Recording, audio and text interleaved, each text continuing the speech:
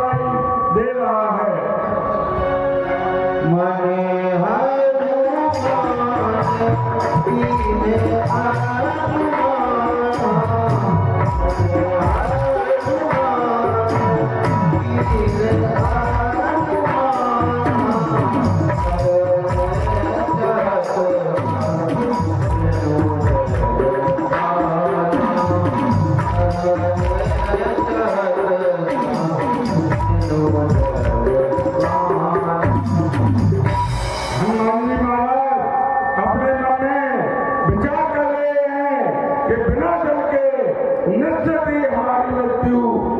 निश्चित है।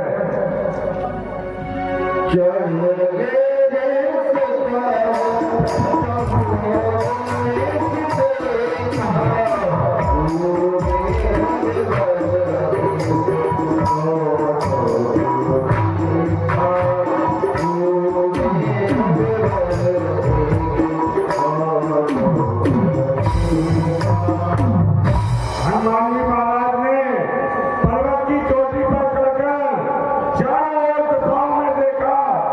दूर पृथ्वी पर हनुमान जी महाराज को एक गुफा दिखाई देती है।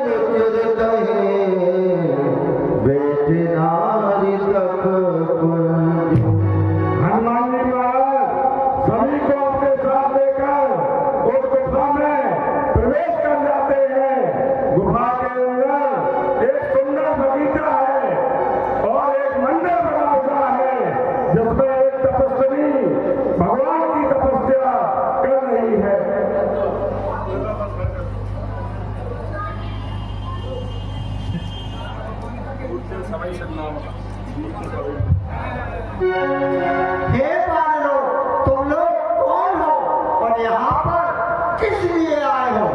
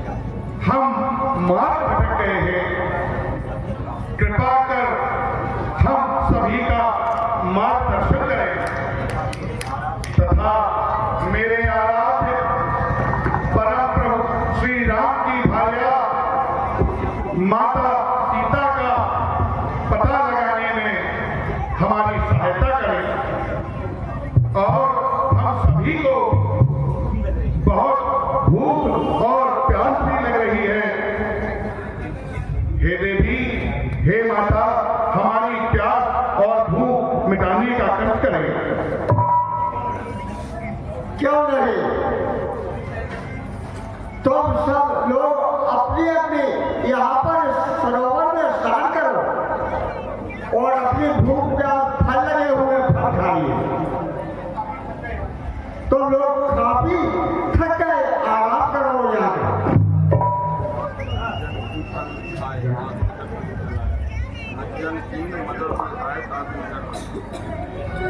स्नान करके और मधु फलों को खाकर सभी लोग पुनः तपस्वी के पास आ जाते हैं।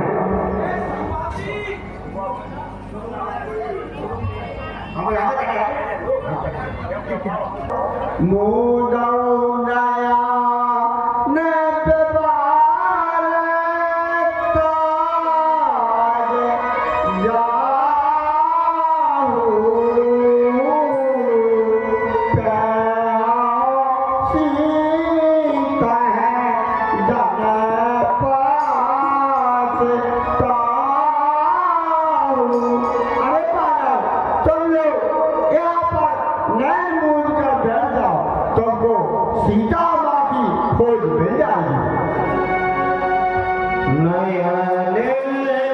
तपस्वी के कहने पर सभी बानरगण अपने अपने नेत्रों को बंद कर लेते हैं।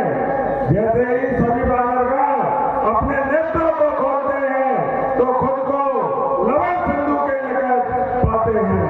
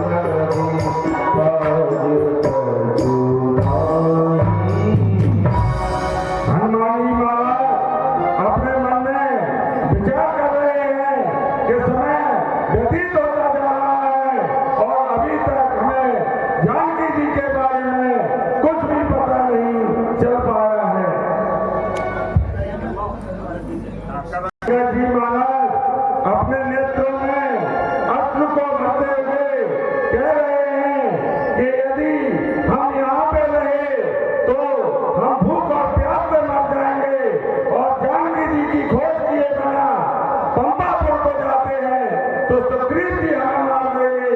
इस प्रकार से दोनों तरह से हमारी मृत्यु निश्चित है। यहाँ सीता खुद के पाई वहां गए मारे घबराई। पिता बधे पर मारत बोही राखा राम निहार न होई।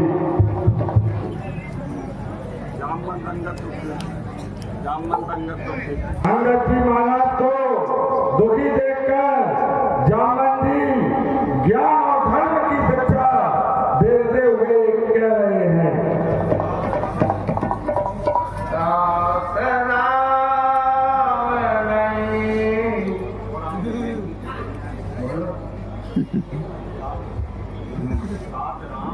जन्म मानो निर्गुण ब्रह्म अजय ज्ञान हम सब सेवा कर हाथी भागी संतत सगुण ब्रह्म अनुरागी न देखा प्रभु अवतरहि गोरमयी गो गोजला सगुण उठाकर लोग हम नहीं मोक्ष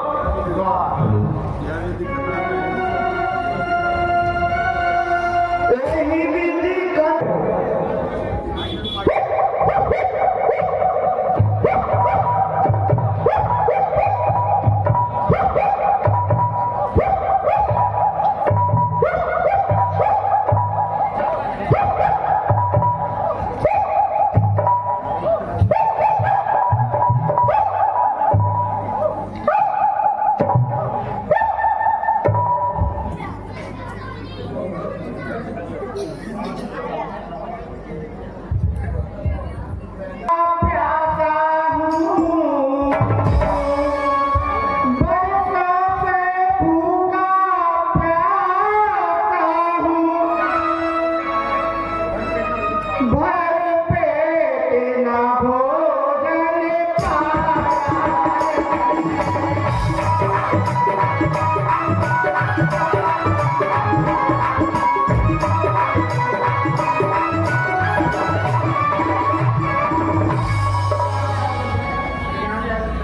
विज्ञाने आज अनुग्रह कर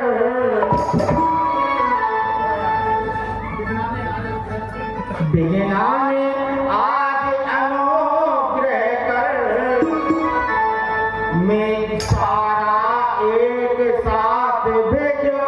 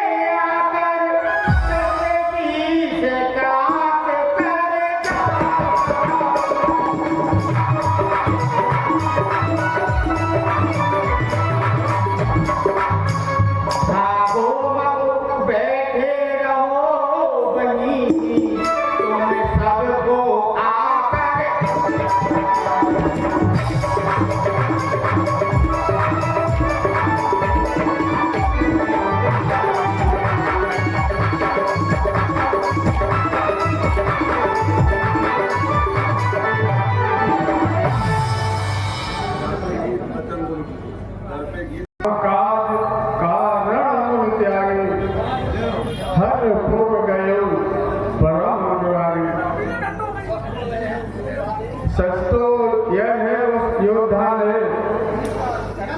योगी का कर्म दिखाया है, हिंसक पक्षी का तन पाकर मनों का धर्म सिखाया है। उसका पवित्र जीवन चरित्र उस आर्यभूत का गौरव है। निस्वार्थ वाणियों देना प्राणी के लिए असंभव है। कौशल की रानी सीता का जब दंडक वन से हरण हुआ तब उन्हीं दोनों उपकार है गिद्धराज हरिशरण हुआ। जिसने सीता का हरण किया उसने ही उसको मारा है। दंडक वन का वह डाकू हे भाई शत्रु तुम्हारा है। गए रवि निकट उड़ाई तेज न सही सके तो फरियावा। मैं अभिमानी रवि ने पूरा जले पंख अति तेज अपारा। परम भूमि कई घोर चिकारा। मुनि एक नाम चंद्रमा होई लागी दया देख कर मोही। हे वानरो हम और जटायु दो भाई थे। एक दिन अवमान में मैं सूर्य तक पहुंचने की हम दोनों भाइयों ने उड़ान भरी। सूर्य के तेज को मेरा भाई जटायु सहन न कर सका, वह वापस लौट आया। परंतु मैं अवमान में अंधा आगे बढ़ता ही रहा, जिसके परिणाम स्वरूप मेरे पंख सूर्य के तेज से जल गए और मैं यहाँ सिंधु भूमि पर आकर गिर गया। तभी एक चंद्रमा नाम के महात्मा ने दर्शन देकर मुझे यह ज्ञान दिया और मुझसे कहा कि त्रेता युग में श्री हरि मनुष्य रूप धारण करके लीला करने आएंगे। उसी क्रम में उनकी भार्या का राक्षस राज हरण कर ले जाएगा।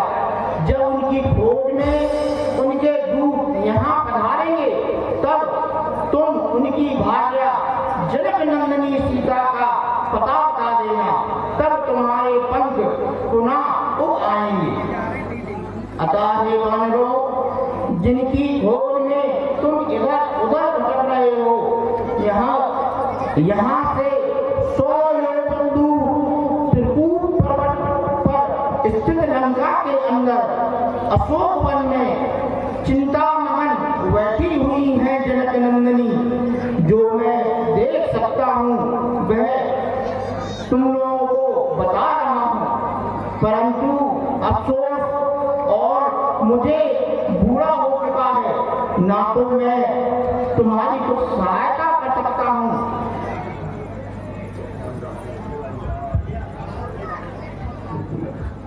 अनुज क्रिया कर सागरती बता रहा है कि जानकी जी कहाँ है।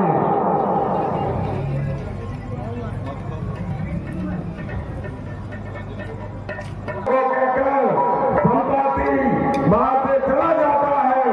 संपाति के वचनों को सुनकर सभी बालकगण आश्चर्यचकित हो रहे हैं।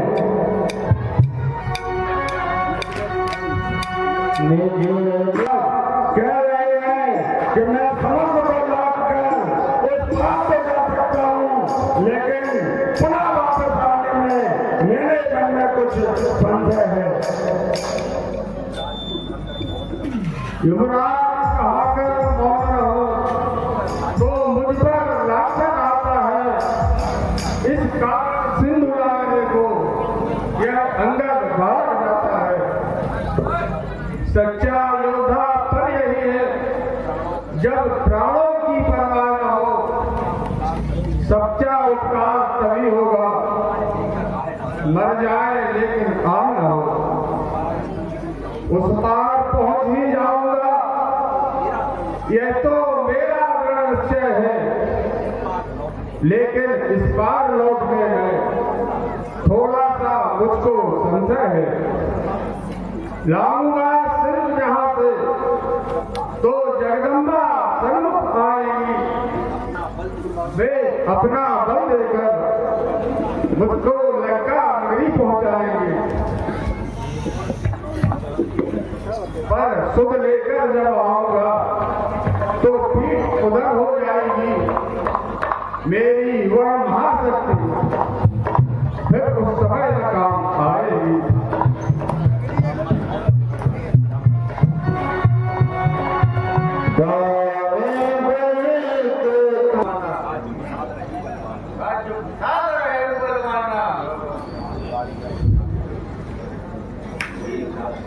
हे युवराज, तुम आप सबके इस दल के युवराज हो, नायक हो, इसलिए हम तुमको यहाँ से नहीं जाने। हम तुम्हारे बिना हम सबका नेतृत्व कौन करेगा?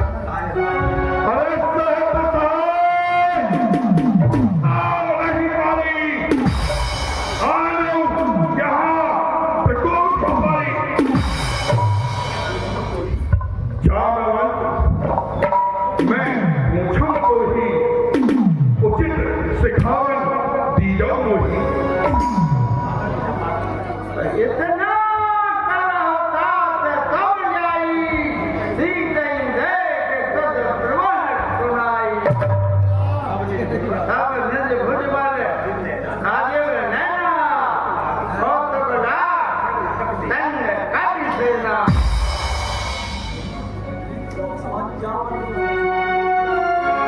जामवंत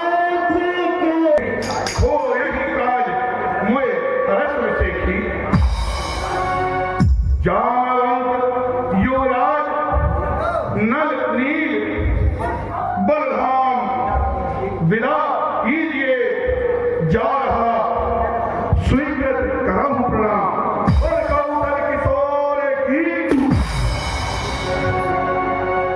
देवताओं ने मुझे अच्छा भोजन भेजा है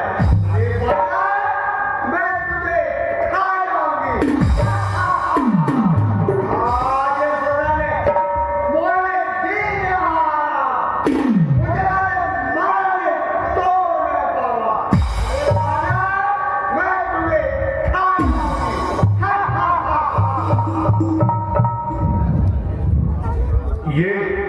ये माता उन सर्पों की है जो फणींद्र कहलाते हैं, विष वाले हैं, काले काले काली मां लपेटे जाते हैं।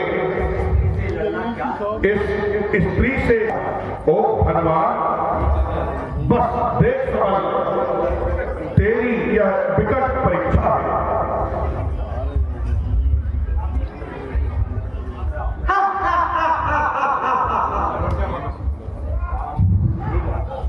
हे माता राम काज कर फिर मैं आऊं सीता कई सुधि प्रभु सुनाओ तब तब बदन बैठिया आई सत्य कहो मोए जान ले माई नहीं मैं नहीं जाने दूंगी अरे बाबा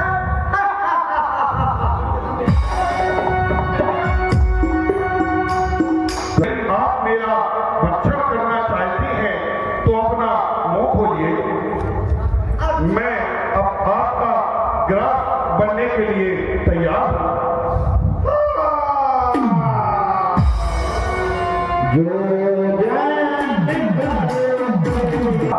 अपने मुख को 14 कोस तक फैलाती है हनुमान जी महाराज अपने स्वरूप को 128 कोस का कर लेते हैं।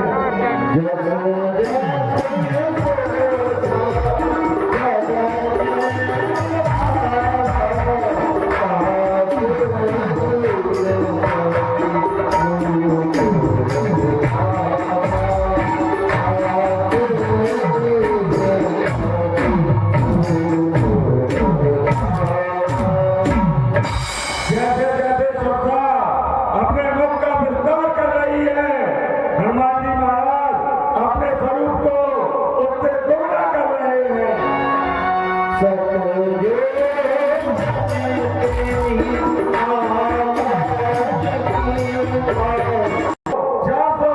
फैलाती है हनुमान जी महाराज तुरंत अपने स्वरूप को अति सूक्ष्म कर लेते हैं। कौशल किशोर की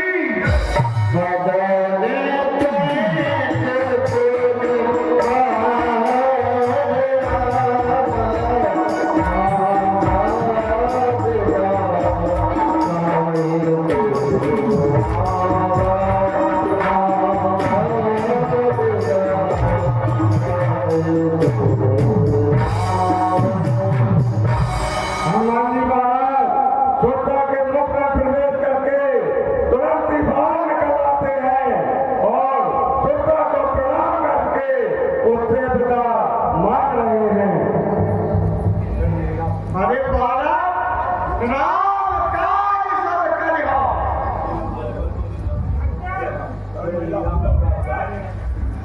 हे माता प्रण मेरा पूरा हुआ सफल हुआ मैं आज आज्ञा दीजिए ध्यान करूं श्री रघुपति का राम